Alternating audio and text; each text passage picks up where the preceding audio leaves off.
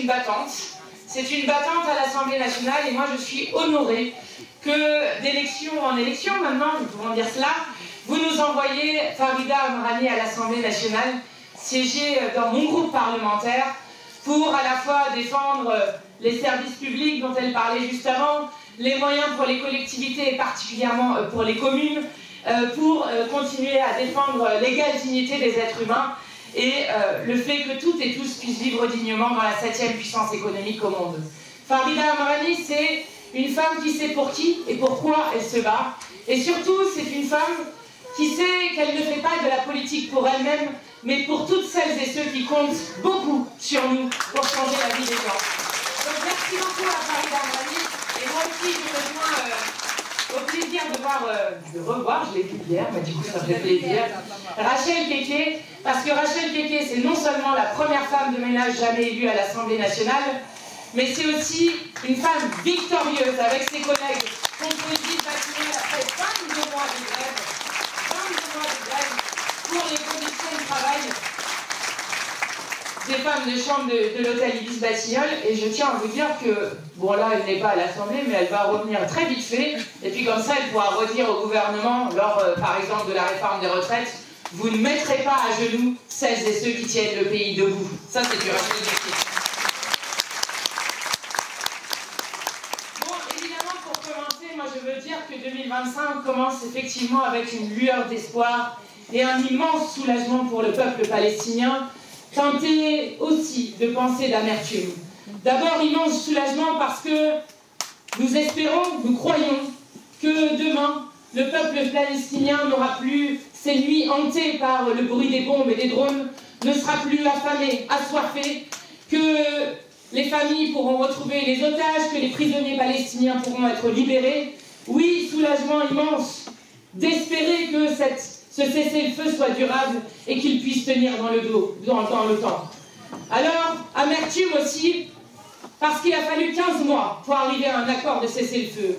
15 mois avec 46 000 Palestiniens officiellement tués, mais nous savons que ces chiffres sont largement sous-estimés. Avec un Palestinien sur 3 qui est un enfant. Un Palestinien sur 3 est un enfant, et l'âge moyen des enfants qui ont été tués par l'armée de l'extrême droite de Netanyahou est de 5 ans.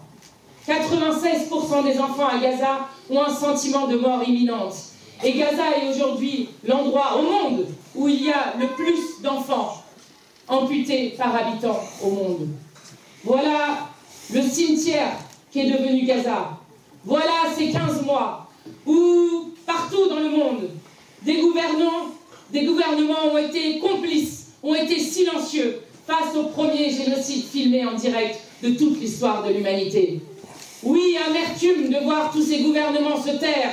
Et si ce cessez-le-feu a pu être arraché, c'est grâce d'abord à la mobilisation des peuples partout dans le monde. La mobilisation à Évry, la mobilisation en France, et cette mobilisation partout qui a permis de porter haut et fort la voix pour la paix, la voix pour le droit international.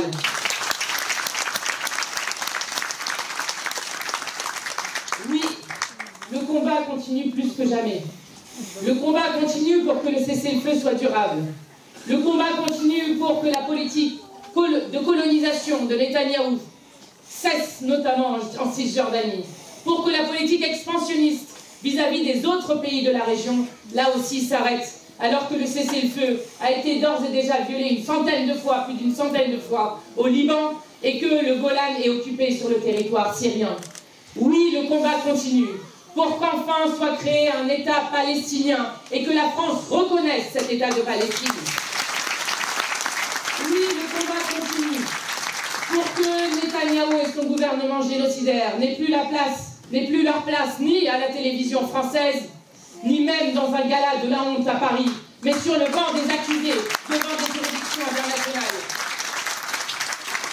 Alors, pour vous remercier chacun et chacune, parce que rien de ce que nous faisons n'est vain. Et dans ce combat qui continue, il est important de se dire que chacun et chacune a un rôle à jouer pour continuer à porter cette voix pour la paix. Je veux vous partager les mots de Mahmoud Darwish, grand poète palestinien, qui écrivait « Nous souffrons d'un mal incurable qui s'appelle l'espoir. Espoir de libération et d'indépendance. Espoir d'une vie normale où nous ne serons ni héros ni victimes. Espoir de voir nos enfants aller sans danger à l'école. Espoir pour une femme enceinte de donner naissance à un bébé vivant dans un hôpital et pas un enfant mort. Espoir que nos poètes verront la beauté de la couleur rouge dans les roses plutôt que dans le sang. Espoir que cette terre retrouve son nom original, terre d'amour et de paix. Merci pour porter avec nous le fardeau de cet espoir. Oui, merci à vous. Alors, si cette année 2025 commence par un espoir, elle commence par une déception lorsqu'on le regarde au niveau national. Pourquoi? Parce que le gouvernement Bayrou n'est pas tombé cette semaine par la motion de censure que nous avions déposée avec les écologistes et les communistes. Alors le gouvernement Bayrou, vous avez un gouvernement qui ne respecte pas le résultat des élections des urnes, et vous avez fait inédit, jamais vu dans notre pays, un Premier ministre, M. Bayrou, le premier et le dernier des macronistes, et deux anciens Premiers ministres, Madame Borne, Madame 49.3, 23-49.3 à son actif, dont celui pour imposer la retraite à 64 ans, qui a fait la plus grande répression du plus long mouvement social depuis 50 ans dans ce pays, alors que le peuple, l'ensemble des syndicats et même l'Assemblée nationale se battaient contre l'abrogation, contre la mise en place de cette réforme. Et puis vous avez un deuxième ancien Premier ministre que vous connaissez très bien ici, M. Valls. M. Valls, qui a quand même dû aller jusqu'en Catalogne, essayer de se faire élire, puis se faire jeter, devoir revenir par ici. M. Valls, la loi travail, la déchéance de nationalité. Et ça nous donne de l'espoir. Pourquoi? Parce que M. Bayrou va tomber, comme les autres, comme nous avons censuré Barnier, Bayrou lui aussi va tomber. Et pourquoi ça nous donne de l'espoir? C'est parce que quand vous en êtes à aller chercher Valls, qui demande désespérément son poste depuis des années et des années, bon, ça veut dire que derrière, quand ils devront mettre en place encore un troisième gouvernement, il n'y aura plus personne pour monter sur le navire qui est en train de couler. Donc, après la censure de Bayrou, il n'y aura plus qu'une chose à faire, la démission d'Emmanuel Macron et le départ de ce président qui ne respecte plus la démocratie. Alors, je le dis, la responsabilité d'avoir poursuivi la durée de vie de ce gouvernement appartient d'abord à l'extrême droite. Extrême droite qui, comme à son habitude, fait semblant d'être une opposition, mais qui, dès qu'elle le peut, permet à la politique macroniste de continuer et joue le rôle et la fonction d'assurance vie de ce système et de supplétif du macronisme. Mais elle appartient aussi, et c'est plus douloureux, à des députés socialistes qui eux aussi ont refusé de voter la censure. Et je veux ici saluer les 8 députés socialistes qui eux ont voté la censure et qui en votant cette censure avec les communistes, les écologistes, les insoumis ont permis de sauver le nouveau Front populaire. Oui, le nouveau Front populaire continue sur son programme de rupture avec le macronisme et surtout pour tenir sa parole, la parole qui a été donnée aux électeurs et aux électrices. Nous continuerons à combattre pied à pied l'extrême droite et nous continuerons à combattre pied à pied Emmanuel Macron et sa politique de malheur pour offrir une alternative au pays. Je le dis sur la réforme des retraites. Nous avons aujourd'hui une majorité à l'Assemblée nationale pour voter et pour supprimer cette réforme de la retraite à 64 ans. Nous avons une majorité.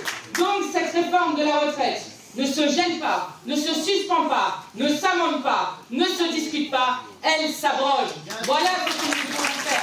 Lorsqu'une réforme touche la terre de militants, lorsqu'elle a été passée en force par 49.3 contre tout le pays, eh bien nous ne discutons pas de cette réforme. Encore une fois, nous la supprimerons et je vous promets que nous serons fidèles à la promesse faite le 8 juin 2023 avec le groupe communiste, le groupe socialiste, le groupe communiste, le groupe écologiste, le groupe insoumis et même à l'époque le groupe insoumis, socialiste qui avait dit dès le 8 juin 2023 dans un serment qu'il s'engagerait à tout faire pour abroger la retraite à 64 ans et même pour aller jusqu'à la retraite à 60 ans. Nous gagnerons cette retraite à 60 ans. Et ensuite, il y aura entre 20 et 35 jours pour une présidentielle anticipée. Certains sont en train d'expliquer que nous serions en train de défendre la personne de Jean-Luc Mélenchon ou je ne sais quoi, d'être devant un gourou, parce que nous demandons de nouveau le retour aux urnes. Nous défendons un principe. Et ce principe s'appelle la démocratie. Voilà ce que nous défendons. Lorsque nous sommes dans une impasse, je ne connais pas d'autre solution que de redonner la voix au peuple pour pouvoir choisir son avenir. Et je vais vous dire, cette élection, l'élection présidentielle, celle-ci, ils ne pourront pas nous la voler. Voilà ce que nous allons faire. Alors, nous disons depuis plus de 10 ans qu'à la fin, ça se terminera entre eux et nous. Entre l'extrême droite et nous. Nous sommes d'ores et déjà dans ce moment. Et tous ceux qui pensent qu'il faudrait laisser continuer Macron pour empêcher la victoire de l'extrême droite se trompent. Parce que quand vous avez un pouvoir macroniste qui a fait une loi immigration avec directement des mesures du programme de Jean-Marie Le Pen avec la préférence nationale dans cette loi, ça s'appelle faire monter l'extrême droite. Quand vous avez un président de la République qui ose dire que le problème des urgences, ce n'est pas le manque de moyens, le problème de soignants, mais que le problème des urgences, c'est qu'il y a trop de Mamadou, ça s'appelle une parole raciste qui là aussi fait monter l'extrême droite. Quand vous avez un Premier ministre, M. Bayrou, qui rend un hommage public à Jean-Marie Le Pen, comme disant que c'est une grande figure de la vie politique française. Eh bien non, M. Bayrou. Jean-Marie Le Pen n'est pas un combattant, comme vous le dites. C'est un ennemi de la République. Nous rappelons que Jean-Marie Le Pen était un raciste patenté, a été condamné plus de 30 fois, notamment pour négation de crimes contre l'humanité, en ayant dit à plusieurs reprises, non pas une fois, non pas deux fois, mais à plusieurs reprises, que la Shoah était un détail de l'histoire. Nous nous rappelons que Jean-Marie Le Pen était un tortionnaire en Algérie. Et ce que nous voulons dire, c'est que nous, face à tous ceux qui tentent de banaliser l'extrême droite, nous serons à tout moment les gardiens de l'unité du peuple français. Parce que la France, contrairement à ce que disent certains fascistes dans ce pays, la France n'est pas une couleur de peau, toutes les couleurs de peau sont françaises. La France n'est pas une religion, il y a beaucoup de religions en France, et même beaucoup de gens qui n'ont pas de religion. La France n'est même pas une langue, puisque nous partageons la langue française avec 28 autres pays dans le monde. Non, la France est un peuple politique autour de sa devise « Liberté, égalité, fraternité ». Oui, nous n'avons pas d'autre choix en 2025 que de faire partir Macron, puis ensuite de battre l'extrême droite. Voilà l'horizon que nous avons pour ce pays. C'est une tâche immense qui nous attend. Elle commence par vérifier pour chacun et chacune d'entre vous, et pour tout le monde autour de vous, qui est bien inscrit sur les listes électorales. Faites-le parce que quand vous avez une élection qui peut se passer en 20 jours, vous avez intérêt à avoir vérifié que vous êtes bien inscrit au bon endroit, sinon vous ne pourrez pas voter. Donc, chacun vérifie ça et se tient prêt. Pourquoi 60% des gens aujourd'hui veulent que Emmanuel Macron s'en aille. Un président de la République qui ne respecte plus la démocratie, nous ne lui demandons qu'une seule chose, partir, démissionner, être destitué, n'importe la manière dont il part, mais qu'il s'en aille et qu'on ne le revoie plus de sitôt. Et je vais vous dire une dernière chose pour que vous ayez de la force pour cette année. Je sais que cette année est difficile. Je sais que partout est agité des peurs. Mais rappelez-vous toujours de la leçon de ces législatives dernières, où tous les sondages, 27 sondages, tous sans aucune exception, disaient que l'extrême droite allait arriver en tête. Et grâce à la mobilisation extraordinaire du pays, notamment des villes populaires, de la jeunesse, des militants politiques, associatifs, syndicaux, des habitants des Outre-mer, nous avons réussi à déjouer tous les pronostics. Et voilà ce qu'ils ne veulent pas voir. Voilà pourquoi ils essayent de dégoûter partout du vote. Et oui, Monsieur Macron et vos amis riches, vous avez un problème. Nous sommes plus nombreux que vous. Nous sommes plus nombreux que vous. Et c'est pourquoi nous allons gagner et faire en sorte de réouvrir un horizon heureux pour ce pays. Merci infiniment à vous. Beaucoup, beaucoup, beaucoup de force. Et nous allons réussir, là encore, à inventer un autre avenir ensemble. De la patrie, le jour de gloire est arrivé. Contre nous de la tyrannie, l'étendard sanglant élevé, l'étendard sanglant élevé. Entendez-vous dans nos campagnes mugir ces féroces soldats qui viennent jusque dans nos bras, égorger nos fils et nos compagnes. Aux armes, citoyens,